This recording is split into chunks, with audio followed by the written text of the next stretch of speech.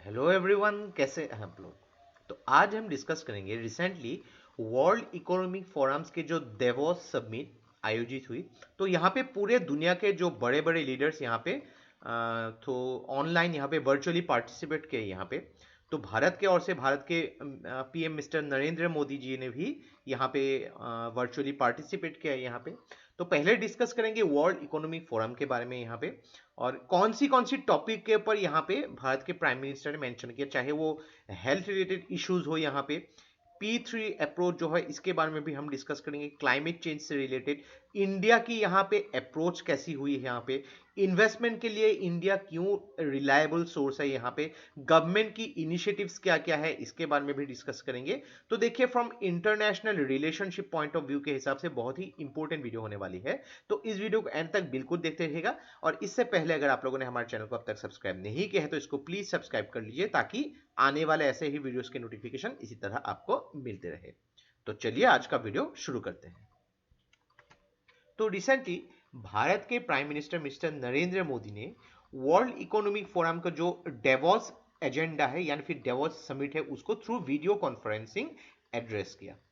तो यहाँ पे देखिए, डेवोस एक शहर है, इसको हम मैप में भी देखेंगे। तो इसका जो वर्ल्ड इकोनॉमिक फोरम का जो एनुअल मीटिंग ऑर्गेनाइज किया गया था, तो अलग अलग दुनिया के टॉप लीडर्स यहाँ पे पार्टिसिपेट करते हैं, ताकि ग्लोबली, रीजनली और फिर इंडस्ट्री रिलेटेड जो एजेंडास को डिस्कस किया जा सके। तो वर्ल्ड इकोनॉमिक फोरम जो है बेसिकली एक स्विस नॉन प्रॉफिट फाउंडेशन है, जिसकी स्थापना हुई थी 1971 में जेनीवा, स्विट्जरलैंड में।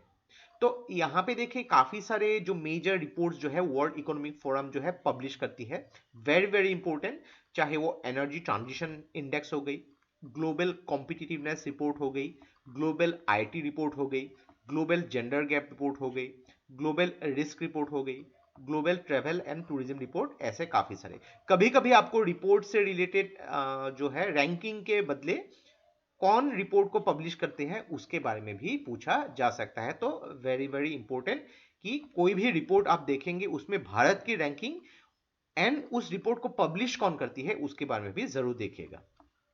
तो मैप में देखते हैं, ये जो नॉर्दर्न यूरोपियन जो मैप है आप देख सकते हैं, यूके, नीचे यहाँ पे फ्रांस, जर्मनी, इटली। तो इस जगह पे स्विट्जरलैंड जो ये देश मौजूद है। तो स्विट्जरलैंड बेसिकली एक लैंड लॉक कंट्री है, यानी कि समंदर के साथ कनेक्टेड नहीं है। तो ज्यूरिक जो स्विट्जरलैंड का कैपिटल है, और ईस्टर्न पार्ट ऑफ स्विट्जरलैंड में डेवोस शहर यहाँ पे आती है। तो यहाँ पे देखिए, मोदी जी ने काफी पॉइंट्स के पर जो इंडिया की इनिशिएटिव्स के बारे में बात किया। तो कोविड 19 जो अभी भी इसकी जो अलग अलग वेव्स चल रही है, तो यहाँ पे अगर बात करेंगे भारत, यहाँ पे चाहे वो मेडिसिन हो गई या फिर वैक्सीन हो गई, इसको थ्रू एक विजन है जिसका विजन का नाम है वन अर्थ वन हेल्थ। इसका मीनिंग यही है कि दुनिया के जितने भी लोग हैं इसको एक ही समझ के, without the discriminating the countries, यहाँ पे सभी लोगों को यहाँ पे भलाई होनी चाहिए, हेल्थ सुरक्षित होनी चाहिए, ये विजन लेके इंडिया ने काम किया है यहाँ पे। तो लगभग 100 करोड़ से भी ज्यादा जो डोजेस जो है कोविड वैक्सीन, लगभग इसके 97 अलग अलग कंट्रीज तक भेजा गया है 2021 के 31 दिसंबर तक। अगर भारत को देखा जाए तो वर्ल्ड की तीसरी सबसे लार्जेस्ट फार्मास्यूटिकल प्रोड्यूसर है, और इसको फार्मेसी ऑफ द वर्ल्ड भी बोला जा सकता है।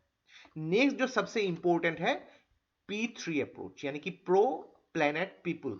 तो ये जो आइडिया जो है P3 यानी कि प्रो प्लेनेट पीपल, इसका जो कॉन्सेप्ट भारत ने जो यूनाइटेड नेशंस जो कॉप 26 जो हुई थी ग्लासगो में, इसके टाइम में इसमें अलग अलग कमिटमेंट दिए थे। तो भारत ने यहाँ पे देखिए, पहली बात तो clean energy, green energy, sustainable energy और रिलायबल एनर्जी, यानी कि जो एनर्जी प्रोड्यूस करेगी वो क्लीन होनी चाहिए, कोई बाय प्रोडक्ट्स नहीं होनी चाहिए।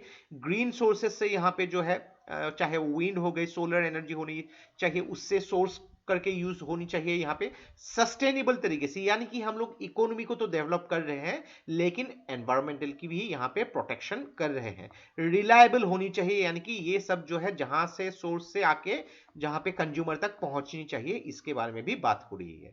और भारत यहाँ पे ये भी कहता है कि 2070 तक जो है net zero carbon emission achieve कर लेगी। यानी कि देखिए कार्बन एमिशन तो होगी ही होगी, अब चाहे इंडस्ट्री हो गई, यहाँ पे पॉल्यूशन हो गई, लेकिन यहाँ पे फॉरेस्ट्री के थ्रू इस कार्बन जो एमिशन को सिंक करके एब्जॉर्ब भी किया जाएगा, ताकि नेट एमिशन जो है ये जीरो हो। अलग अलग देशों ने अलग अलग टारगेट दिया है, किसी ने 60, किसी ने 65, लेकिन भारत ने 2070 तक ये टारगेट लिया है। लाइफ जो है, लाइफस्टाइल फॉर एनवायरनमेंट जो अप्रोच है, ताकि यहाँ पे सस्टेनेबल लाइफस्टाइल और रेजिलियंट लाइफस्टाइल का विजन ले सके। तो यहाँ पे क्लाइमेट क्राइसिस के जो भी प्रॉब्लम्स है उसको यहाँ पे चैलेंजेस के तौर पे एक्सेप्ट करके उसको फ्यूचर में काम में लाने के लिए। दूसरा यहाँ पे बात किया गया है throw away culture and consumerism, यानी कि आप देख सकते हैं प्लास्टिक्स की जो बैग है या फिर सिंगल यूज प्लास्टिक्स जो है या फिर बॉटल्स हो गई, यहाँ पे क्या होता है कि हम लोग एक बार उस प्रोडक्ट को खरीद लेते हैं और उसको दोबारा यूज नहीं करते, और जब भी इसको फेंकते हैं ये जो है कंज्यूम नहीं होती है पर्यावरण में, जो बहुत ही प्रॉब्लम्स होती है। लेकिन अगर देखेंगे हम लोग ड्यूरेबल एनवायरमेंटली डिग्रेडेबल जो प्रोडक्ट्स है, सपोज मान लीजिए कि बैम्बो के जो बैग्स हो गई, यहाँ पे बैम्बो के बॉटल्स हो गई, जूट जो है उसके बैग्स हो गए, तो उसको बार बार हम लोग यूज कर सकते हैं, इकोनॉमी की सेव कर सकते हैं यहाँ पे, और दूसरी पर्यावरण की भी सुरक्षा कर सकते हैं। तो थ्रो अवे कल्चर और कंज्यूमरिज्म एक बहुत ही इंपॉर्टेंट एस्पेक्ट है regarding the change of climate. Next अगर बात करेंगे अलग अलग रिफॉर्म जो इंडिया ने ली है, अगर बात करेंगे डिजिटल इंफ्रास्ट्रक्चर पे, तो वहां पे ऑप्टिकल फाइबर जो है लगभग 6 लाख विलेजेस में इंस्टॉल किए गए हैं, यहाँ पे लगभग 1.3 ट्रिलियन यूएस डॉलर की इन्वेस्टमेंट से। तो मेनली यहाँ पे कनेक्टिविटी रिलेटेड इंफ्रास्ट्रक्चर को आगे बढ़ानी है यहाँ पे।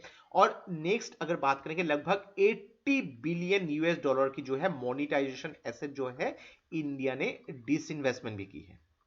गति शक्ति नेशनल मास्टर प्लान की अगर बात करेंगे तो यहाँ पे एक नई युग की शुरुआत करने की बात हो रही है, तो अलग अलग स्टेक होल्डर्स को एक साथ लाके यहाँ पे, ताकि यहाँ पे कनेक्टिविटी जो हो सके लोगों के बीच में गुड्स और सर्विसेज के थ्रू। तो बहुत ही इंपॉर्टेंट है कि डिजिटल इंफ्रास्ट्रक्चर को सॉलिड किया जाए। 2021 के दिसंबर तक लगभग 4.4 बिलियन ट्रांजैक्शन जो हुई थी through UPI, unified payment interface के थ्रू।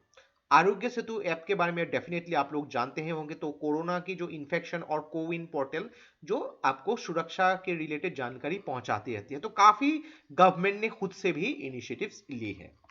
नेक्स्ट अगर बात करेंगे इंडिया में इन्वेस्टमेंट डेस्टिनेशन की, जब भी एक जगह पे इन्वेस्टमेंट होनी है तो इन्वेस्टर्स काफी कुछ चीजों को यहाँ पे गौर फरमाते हैं यहाँ पे। तो अगर देखेंगे गवर्नमेंट ने काफी सारे यहाँ पे लिबरल अप्रोचेस लिए हैं, यहाँ पे काफी सारे मेजरमेंट्स लिए हैं, चाहे वो रिट्रोस्पेक्टिव टैक्सेशन हो गई, यानी कि आपको अगर टैक्स भरना भी है और उसके डेट भी चले जाए तो आप लोग उसको भर सकते हैं।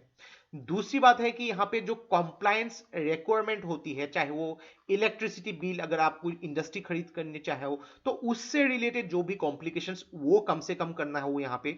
कॉर्पोरेट टैक्स जो स्ट्रक्चर है उसको भी कम करने की बात हो रही है यहाँ पे। तो इंडिया को मेनली एक इन्वेस्टमेंट डेस्टिनेशन बनाने की बात हो रही है। अगर बात करेंगे इंडिया में third largest number of unicorns in the world, unicorns यहाँ पे ये बोला जा रहा है कि रिगार्डिंग द स्टार्टअप्स, और ये पिछले कुछ टाइम में बहुत ही तेजी से अलग अलग स्टार्टअप्स उभरती हुई आ रही है। आजकल के युवा जो है आप किसी भी स्किल में अपने आप को मास्टर करने के बाद जॉब के तलाश में नहीं घूमते हैं, ये खुद आगे बढ़ते हैं अपने स्किल को एनहेंस करने के लिए, और गवर्नमेंट भी यहाँ पे लोगों को जो युवाओं को सपोर्ट कर रही है। ईज ऑफ डूइंग बिजनेस में इंडिया की रैंकिंग हर टाइम जो हर साल जो है सुधरती हुई आ रही है। कोई भी बिजनेस चाहे वो नेशनल हो या फिर इंटरनेशनल हो, अगर इंडिया में लाना चाहे तो उन लोग को सहायता मिलनी चाहिए। गवर्नमेंट इंटरवेंशन जो है उसको कम होनी चाहिए, यानी कि दखल अंदाजी जो गवर्नमेंट की होती है कम होनी चाहिए। कोई भी अगर बिजनेस लोकली हो ग्लोबली हो इंडिया में इजीली किया जा सके। तो यहाँ पे इंडिया ने काफी इंपॉर्टेंस दिया है स्पेशली ग्रीन एनर्जी या फिर सस्टेनेबल एनर्जी, तो उसके लिए भी अलग अलग काफी सारे प्लान्स भारत ने किए हैं। जब भी हम लोग को ऐसे प्लान्स मिलते रहते हैं उसके बारे में हम डिस्कस करते हैं। तो मेन ऑब्जेक्टिव क्या है कि हम लोग की जो गोल है कि 2030 तक हम लोग को एक टारगेट जो है रिन्यूएबल एनर्जी प्रोडक्शन करनी है यहाँ पे, तो उसके लिए अलग अलग स्टेप्स लेने होंगे। बहुत सारे टारगेटेड अप्रोच रखने होंगे यहाँ पे, ताकि ग्रीन एनर्जी को हम जो है प्रोड्यूस कर सके, सस्टेनेबल तरीके से उसको यूज कर सके। यानी कि इकोनॉमिक डेवलपमेंट तो हो, लेकिन उसके साथ आने वाले जो जनरेशंस को भी हम लोग एनवायरमेंटल का एक सौगात भी दे जा सके। तो बहुत सारे इंपॉर्टेंट टॉपिक्स के ऊपर यहाँ पे भारत के प्राइम मिनिस्टर ने एड्रेस किया। तो ये था हम लोग का complete analysis regarding the world economics forums की जो डेवोस सबमिट हुई थी। तो यहाँ पे भारत के प्रधानमंत्री ने काफी सारे पहलुओं के ऊपर नजर डाले। तो आशा करते हैं इससे आपको बहुत कुछ चीजें सीखने को मिला होगा। और ये वीडियो अगर आप लोग को अच्छा लगा, इसको प्लीज लाइक कीजिए, इसको सब्सक्राइब कीजिए, इसको शेयर कर दीजिए, क्योंकि ऐसे वीडियोस बनाने के लिए हम लोग को बहुत ज्यादा मेहनत और रिसर्च की जरूरत होती है, और आप लोग का सपोर्ट हम लोग को बहुत ज्यादा इंस्पायर करता है और भी हार्ड वर्क करने के लिए। तो आज के लिए बस इतना ही। देखते रहिए study rise. Take care, thank you and जय हिंद।